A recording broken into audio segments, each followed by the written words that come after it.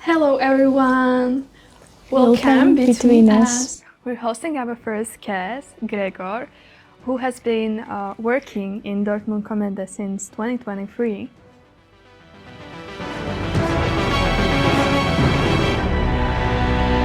Can you tell us more about yourself? Yes, I'm really happy to have the honor to be your first guest here. I came to Slovakia like 2 days ago from Dortmund by train, and this is also one of my big enthusiasms, traveling by train and discovering Europe in this way. And basically my job is to coordinate socioMovens, a network of young people and people working with young people in Europe that promotes volunteering for social inclusion. Yes, we know that you studied political science and history in Münster, and we would like to ask you what led you to working with these young people. So basically, I think it's an experience that already started before my university studies, and this experience was seeing very good youth work happening and being asked, could you imagine to take over responsibility? So I was volunteering in my parish and with my local sports club, and also going on some school exchanges, for example, to Lithuania and to Spain.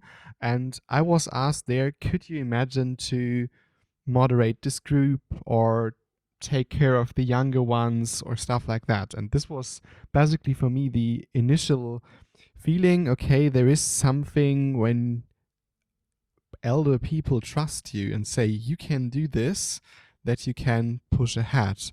And this is something that I kept running through my studies of history and political science, to both volunteer but also do some student jobs in this youth exchange Europe whatever bubble. And so I also ended up to write my master thesis on this topic and said, okay, maybe it's not the usual career as of a historian or political scientist to work with young people, but there is actually a good point to bring together both my studies and my previous experiences, asking what can I do to empower young people on their life paths. Yes. So what does your typical workday look like? What are your main responsibilities? Yeah, so my work days are pretty mixed. There's a lot of trips like this at the moment, so I'm traveling to see our partners or to organize international events in our network. But of course, there's also a lot of like administration and thinking and coordination in between. So I'm having a lot of online calls with our partner countries or with young people there. I'm conceptualizing and writing projects, but I also have a certain responsibility to some public relations work, even though I need to say this is not the most liked part of the work for me. For me, it's more important to work with the network, see where we can build new capacities, new partnerships, and go ahead for a Europe that we can fill with some soul. Yes, and what is the best part of your job? The best part is to see young people grow. So to have this experience that I already referenced to in your first question, and to see that happen with others. So it's not like I have the plan and we are now doing a project and afterwards 100% of the participants are volunteers. This is not the goal. The goal is really to see each individual there and to see, okay, well, there is an experience of growth. There is an experience that you can do more and that you really go ahead and discover something new about yourself. And this might also be, this is not my way of volunteering. I find a different thing. That's also as valuable as the person that continues and says, I now am fully on fire and go on. So these moments where you really say that change is happening and that young people feel empowered to step up and motivate themselves based on values, this is something that really inspires me and is the most important thing. And you started feeling it like for the first time, or Did it take a long time? I think it's something you need to look for, because if you're generally only doing like general evaluations of programs and stuff like that, these moments of personal growth are not visible in the numbers. They are visible in encounters. So for me, it's really important to listen, to interact, and to say, I'm here, tell me your story, and if I hear a different story that connects or resonates with the story, I will share it with you. And this is at least the way I'm trying to work into that direction, to listen a lot. And if I'm listening a lot, this is happening quite quickly, that such feedbacks arrive. Yes. Can you tell us more about your project Dvoche, and how would you like explain it to someone who never heard of it before? So these project weeks, we've been already doing more than 70 of them in the last years in 8-9 European countries. It's basically about three things. So it's about solidarity, community, and spirituality. And all of these things are the core pillars for it. So we basically bring together a group of youngsters, depending on the country, let's say between 14 and 17 for the first experience, for 5 to 6 days to work on a social question. And social question is already and always identified locally. So the question is, what are the burning social issues in your city, in your town, in your village? Is it youth unemployment? Is it the question of migration? Might it be lonely elderly people or the Roma population? There's a lot of different topics you could look at. And then it's a question, how can we respond to this reality? And in order to do that, we are following the so-called socio-ethical 3 steps.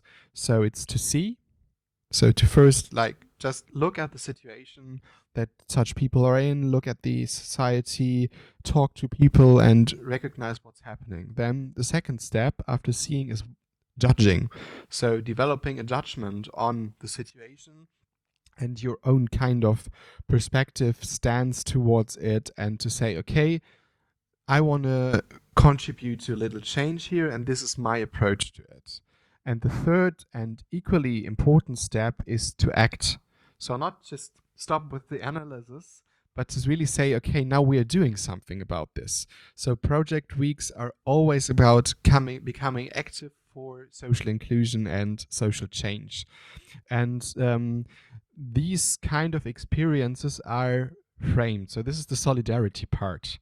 If we are looking at the community part, which is equally important, it's about basically doing this experience together. So you're not the lonely fighter for social justice, but you identify other people with whom you can pursue this path and with whom you can actually work on this topic. And this community can also continue beyond the experience. And we also like to create commitment communities, basically after the project weeks, where young people stay active and say, okay, I'm not alone, and together we can regularly visit elderly's home. Together we can organize a soup kitchen for homeless people. Together we can go do some educational offer for Roma children. So there's a lot of different opportunities. So this community lasts. And this community is also connected on the European level later. But this is not the main focus of project weeks. And the last thing, which is also really fundamental, is that we are faith-based. So we are rooted in our faith, and we also encourage to a spiritual reflection of the experiences made in the project week. So there is usually like a motto of the day where we have like take care of all, celebrate, play fair, and mottos like that, and we connect it to a word from the gospel. And this experience of the motto connected alongside with the gospel is inviting the participants to carry this through the entire day. And in the evening, there's always some kind of evening reflection where we hand around this cube with the mottos, and everyone can share their personal experiences with the word. And this experience can be really different. It can be one moment they remember. It can also be the experience, I didn't feel and live the motto today. And that's completely all right.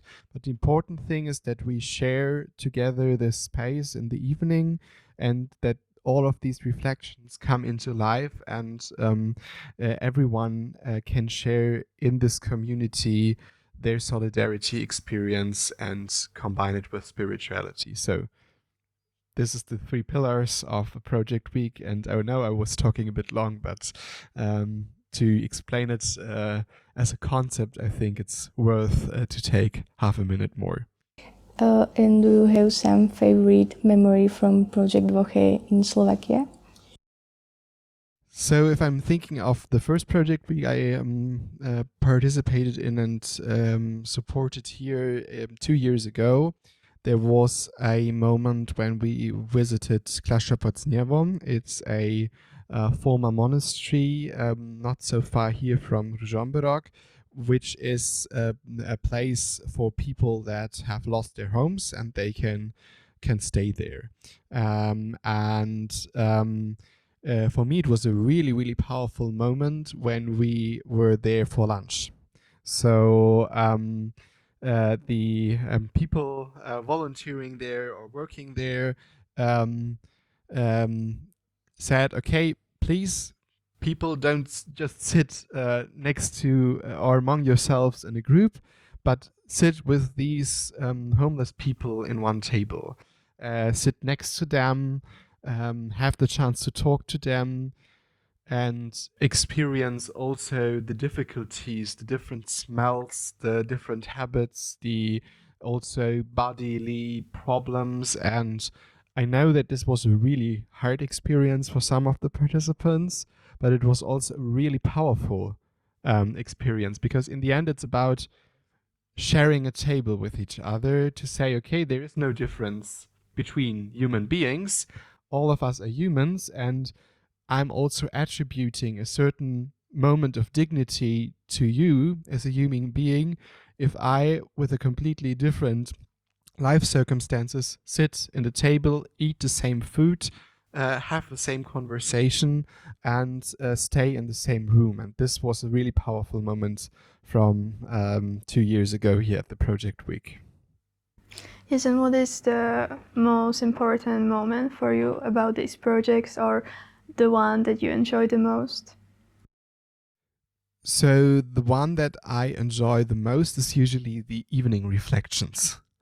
I was already mentioning them before when I described a bit the setting, and for me this really calming down and saying, okay, now we are taking however long it takes, can be 15 minutes, but it can also be an hour, to reflect and to really listen to each other, what this day did to us. And there's people that only say one sentence, but there is others that haven't talked in the entire day, but they really take this moment to open up.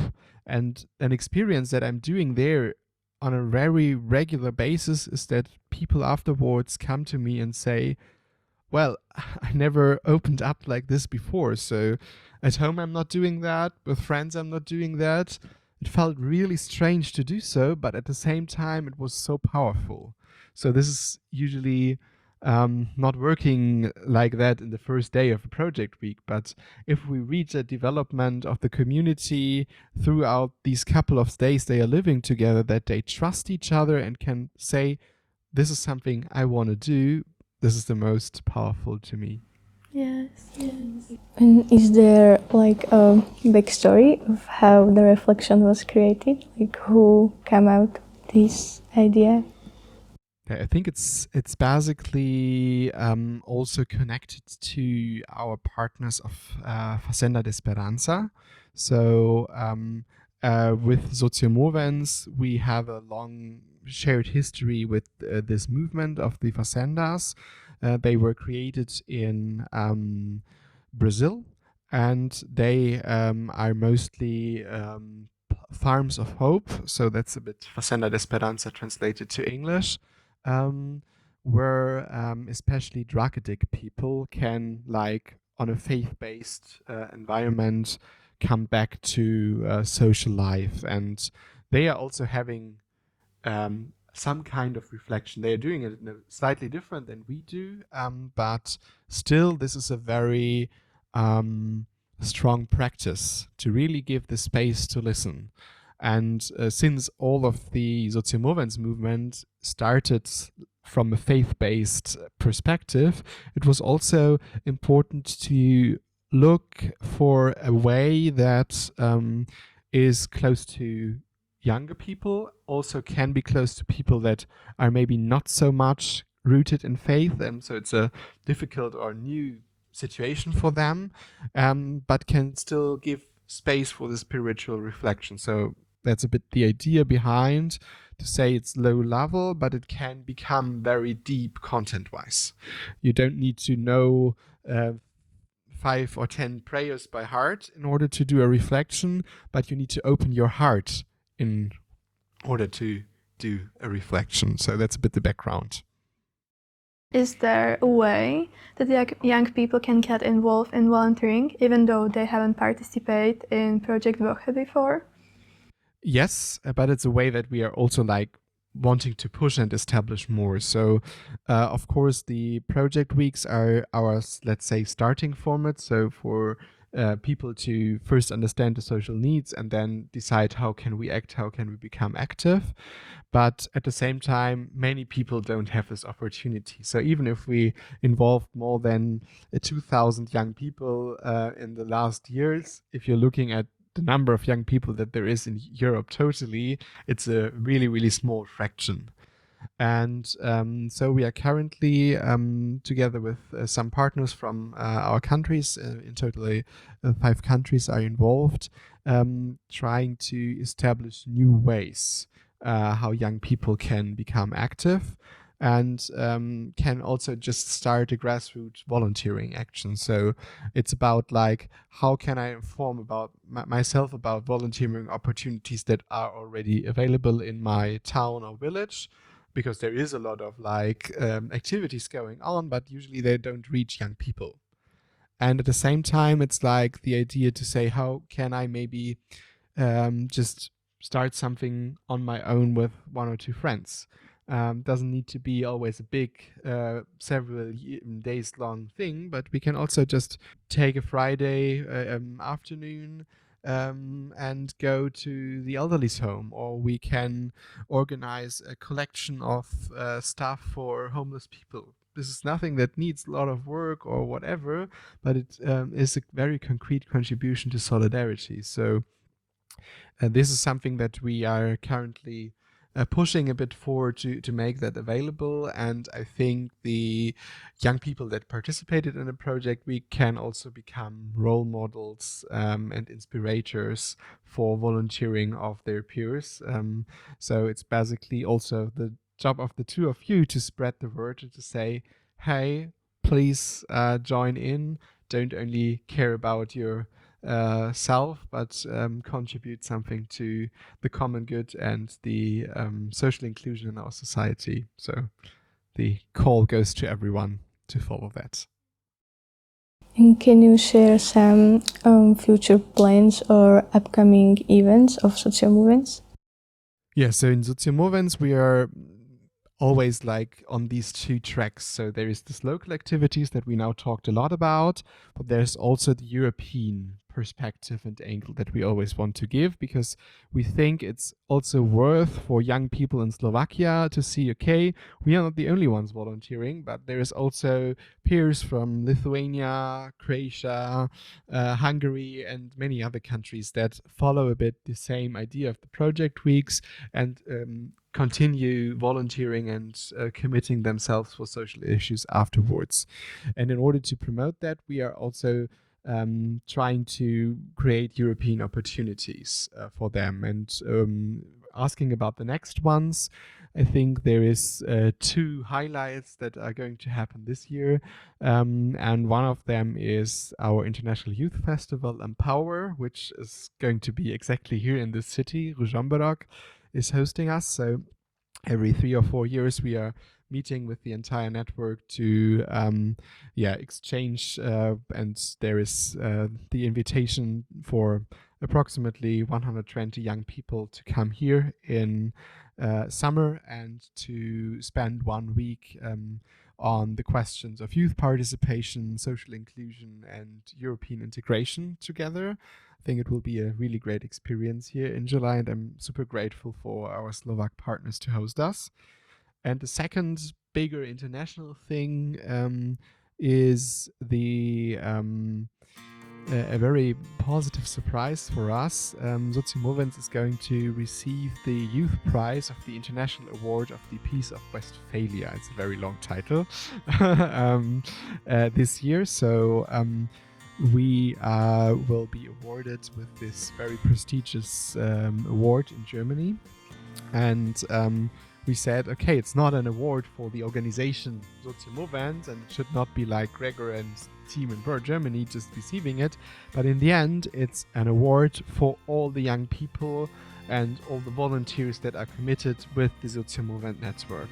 And that's why we say, okay, let's also have like an event around the award ceremony. So the award will be on 1st of October, but we will invite little delegations from all the partner countries to join us from 30 September to 3rd October in Münster, so the city where I actually studied, because it's the city of the Peace of Westphalia, to have a seminar that looks into the possibilities of peace work and solidarity work in international youth engagement, and shares some methods, best practices, and also generates some visibility for the work that we're doing here. And we hope that this visibility is not only for the international movement, but will also promote your work locally, be it in Slovakia, but also be it in Poland, be it in Romania or any